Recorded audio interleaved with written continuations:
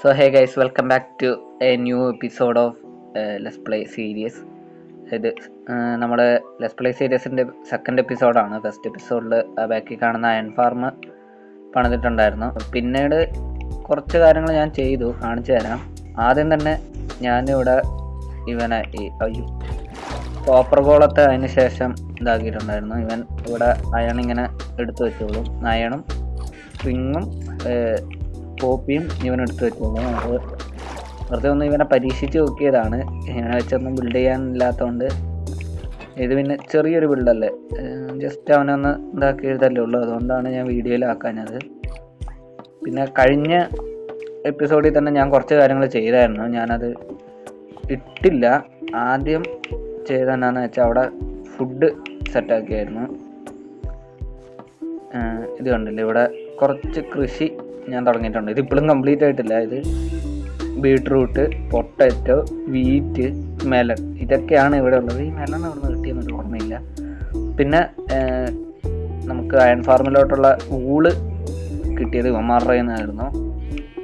പിന്നെ എനിക്ക് ഈ ബക്കറ്റ് ഉണ്ടാക്കാനും, അതായത് തുടക്കം ബക്കറ്റ് ഉണ്ടാക്കാനും പിന്നെ ഹോപ്പറൊക്കെ ഉണ്ടാക്കാനും കിട്ടിയ അയാണ് ഞാൻ മൈൻ ചെയ്ത് ഒപ്പിച്ചതാണ്. ഇവിടെ ഒരു കുഴി വെട്ടി ഞാൻ താഴോട്ട് പോയായിരുന്നു. അതെ, ഇവിടുന്ന് താഴോട്ട് പോയി. ഇതിൻ്റെ അടിയിൽ വെള്ളമാണ്. അതാണ് ഞാൻ ഈ ഡ്രഫ്റ്റ് വെച്ചിരിക്കുന്നത്. കണ്ട, ഇതിൻ്റെ അടിയിൽ വെള്ളമാണ്. അതുകൊണ്ട് ഞാൻ കുറച്ചൊക്കെ നേരെ കുഴിച്ചു പോയി. എന്നിട്ട് താഴോട്ട് കുഴിക്കുമ്പോൾ ഇവിടെ കേടാ. അപ്പം ഇവിടുന്ന് കുറച്ച് ഐറ്റംസ്, ഇത് ഞാൻ മൊത്തം ഒന്നും എക്സ്പ്ലോർ ചെയ്തില്ല. കുറച്ച് കയറിയപ്പോൾ തന്നെ അവിടെ ഒരു ഓപ്പണിംഗ് ഉണ്ട്. കുറച്ച് കയറിയത് ഈ വട്ടം വെച്ചെടുത്തൊക്കെ തന്നെ എനിക്ക് ആവശ്യമായ അയൺ ഉണ്ടായിരുന്നു. എന്നിട്ട് അത് എടുത്തിട്ട് ഞാനങ്ങ് സ്കൂട്ടായി ഇവിടുന്ന്. അധികം നിന്നില്ല, ഇച്ചിരി റിസ്ക് ആയിരുന്നു. ഞാൻ ഒരു പ്രാവശ്യം ചത്തു. ഇങ്ങനെ ഇടയ്ക്കിടയ്ക്ക് ചാവാൻ ഇച്ചിരി ബുദ്ധിമുട്ടുണ്ട്, അതുകൊണ്ടാണ്.